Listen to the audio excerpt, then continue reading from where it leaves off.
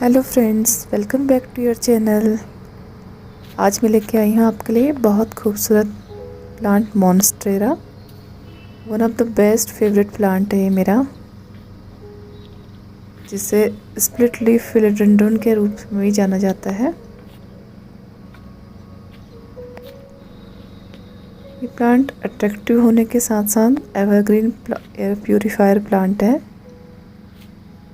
और इस प्लांट की सबसे बड़ी खासियत ये है कि ये इंडोर और आउटडोर दोनों जगह आराम से चलता है। सिर्फ इंडोर में इसकी ग्रोथ स्लो हो जाती है और आउटडोर ये फास्ट इसकी ग्रोथ रहती है। अगर हम किसी प्लांट को ज़मीन में लगा रहे हैं तो उसे बहुत कम मेहनत की ज़रूरत पड़ती है, क्योंकि उसकी जड़ें आसपास फैलती हैं तो वो अपने ज़रूरी सारे पोषक तत्वों को ही आसानी से ले लेते हैं। अगर उसी प्लांट को हम छोटे पॉट्स में अगर लगा रहे हैं तो उसमें हमें काफ़ी मेहनत करनी पड़ती है। बहुत सारी बातों का हमें ध्यान रखना पड़ता है, कैसे कब किस टाइम पर उसको खाद देनी है, पानी कितनी मात्रा में देना है, पॉटिंग सॉइल हमें कैसे उसकी तैयार करनी है। तो ये सारी चीज़ें हम जब ध्यान रखते तभी हमारा प्लांट अच्छे से ग्रो करता है। तो यही सारी बातें मैं आपको आगे चल के बताऊँगी। और साथ ही अगर आप इस प्लांट को अपने घर में लगाएंगे तो एक बहुत ज़रूरी बात आपको ध्यान रखना है, तो वो मैं आपको आगे चल के बताऊँगी। अगर आप इस प्लांट को इंडोर रख रहे हैं तो आपको सबसे ज़्यादा एक बात का ध्यान रखना है कि इसे विंडो के सामने रखें, जिससे कि इसको पर्याप्त रोशनी मिलते रहे और ये अच्छे से ग्रो करे इंडोर भी। चलिए अब बात करते हैं इसके फर्टिलाइज़र की। मैं साल में इसे 2 बार अच्छे से खाद देती हूँ। एक फरवरी में, दूसरा सितंबर में मैं देती हूँ। गोबर की खाद, वर्मी कंपोस्ट, नीम खली, सरसों की खली, ये सब मैं मिक्स करके रख लेती हूँ और वही मैं इसकी जड़ में देती हूँ इसको। और दूसरे महीने में 2 बार मैं इसे लिक्विड फर्टिलाइज़र ज़रूर देती हूँ, जिसका मैंने 2 वीडियो आपको दिए हैं। एक तो मैंने एलोवेरा से बनाया था, दूसरा मैंने एनपीके घर पे कैसे बनाना है वो मैंने वीडियो डाली है, जिसका लिंक मैं डिस्क्रिप्शन में दे दूँगी आपको। और कोशिश मेरी यही रहती है कि मैं ज़्यादातर इनको ऑर्गेनिक खाद ही दूँ, घर की बनी हुई। तो जो मेरा लिक्विड फर्टिलाइज़र होता है वो उसका मैं अलग से वीडियो लेके आऊँगी आपके लिए। अब बात करते हैं इसे पानी देने की। पानी इसको जब भी देना है तो तभी देना है जब मिट्टी इसके अच्छे से सूखी हो गमले की, तो तभी हम इसे पानी देंगे। और जब भी पानी देंगे बहुत अच्छे से इसको भर के पानी देंगे, जिससे कि नीचे से ड्रेन होने तक हम पानी देंगे, ताकि इसकी जड़ तक अच्छे से पानी पहुंच जाए। और इसे मिट्टी में नमी बहुत पसंद है, लेकिन एक्स्ट्रा पानी इसको बिल्कुल पसंद नहीं है। और एक बात का और ध्यान रखें, जब भी पानी दें तो इसकी पत्तियों में भी स्प्रे ज़रूर करें, जिससे कि इसकी पत्तियां भी चमकदार बनी रहेंगी और प्लांट्स में भी नमी बनी रहेगी। वैसे तो इसकी पत्तियों में कीड़ा नहीं लगता है, और अगर कभी कोई लग भी जाए तो इसमें नीम ऑयल का स्प्रे भी ज़रूर करें। नीम ऑयल हमारे प्लांट्स के लिए अच्छा फर्टिलाइज़र होने के साथ साथ एक अच्छा पेस्टिसाइड भी है। मैंने इस प्लांट को आउटडोर रखा हुआ है और एक छतरी की तरह काम करता है। इसके जड़ में मैंने इसके नीचे बहुत सारे इंडोर प्लांट्स रखे हुए हैं, जिनको बहुत ज़्यादा धूप की ज़रूरत नहीं पड़ती है और इसी के शेड में वो रहते हैं, सेमी शेड वाले प्लांट्स। जाड़ों में भी मैं इसी तरीके से बहुत सारे प्लांट इसके नीचे रख देती हूँ, जो पाले से बचे रहते हैं। और इस प्लांट को भी पाले से बचा के मुझे ढक के रखना पड़ता है, नहीं तो पाले में इसकी पत्तियाँ पूरी जल जाती हैं। मिट्टी के साथ साथ आप इस प्लांट को पानी में भी ग्रो कर सकते हैं।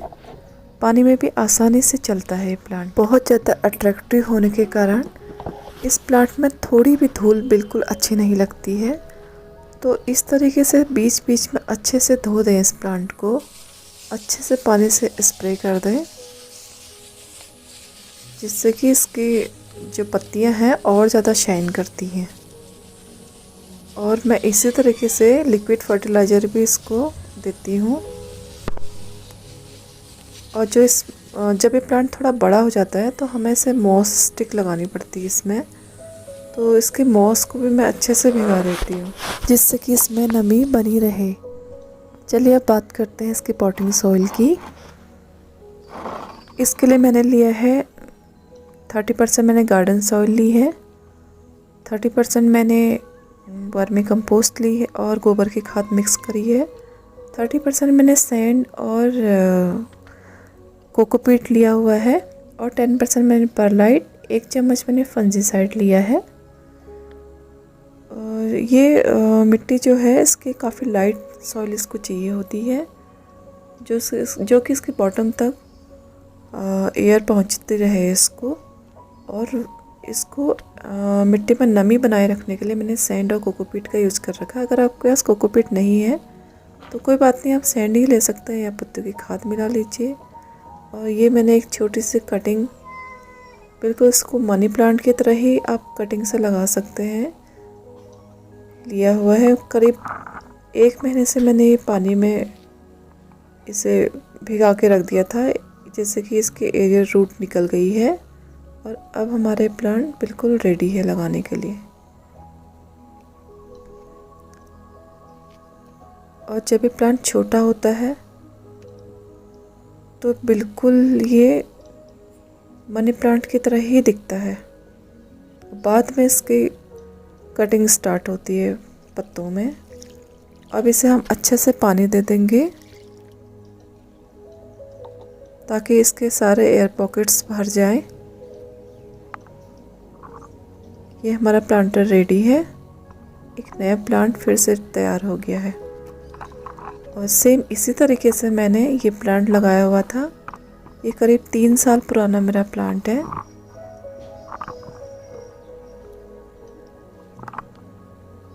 काफ़ी हेल्दी, कितना बड़ा ही प्लांट हुआ है मेरा छोटे से पॉट में।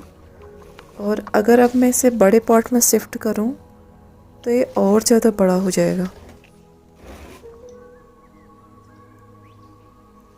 और इसे अगर आप अपने घर में लगाने की सोच रहे हैं तो एक ख़ास बात का आपको ध्यान रखना है। अगर आपके घर में छोटे बच्चे हों या पेट्स हों, ये देखिए इसके सॉइल इतनी वेल ड्रेन है कि एक्स्ट्रा पानी सब निकल चुका है बाहर। अगर आपके घर में छोटे बच्चे या पेट्स हों तो इस प्लांट को थोड़ा दूर रखिए उनसे, क्योंकि ये थोड़ा पॉइजनस प्लांट होता है।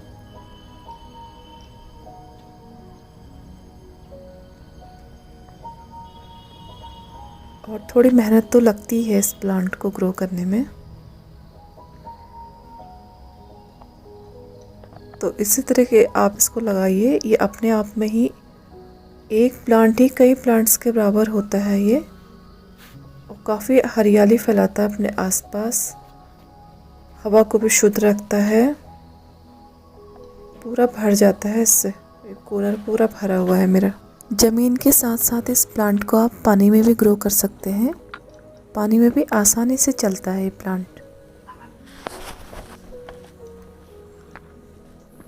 और अगर इसे आप अपने घर पे लगा रहे हैं तो थोड़ा बहुत स्पेस का भी आपको ध्यान रखना पड़ेगा, क्योंकि ये इसका मैं दिखाती हूँ 1 मिनट। इसकी जो जड़ें होती हैं जब प्लांट से बाहर निकल जाते, जब प्लांटर पूरा भर जाता है तो उससे बाहर निकल के काफ़ी फैलती हैं। ये पूरे मॉस स्टिक में लग के इससे पूरी बाहर फैली हुई हैं ये जड़ें।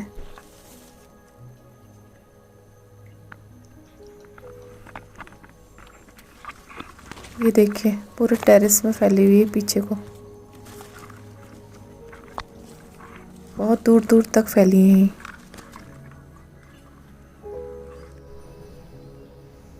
तो इसी तरह थोड़ी सी देखभाल से आप भी इस ब्यूटीफुल प्लांट को अपने गार्डन में जगह दे सकते हैं।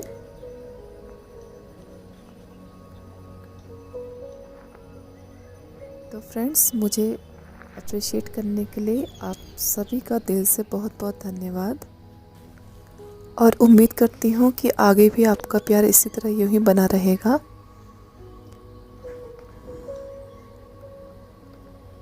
तो रखिए अपना ढेर सारा ध्यान और मिलते हैं जल्दी ही एक और नए वीडियो पे। तो प्लीज़ अगर आपको ये वीडियो पसंद आया हो तो लाइक शेयर और चैनल में नए हैं तो सब्सक्राइब करना ना भूलें। Thanks for watching. Happy gardening.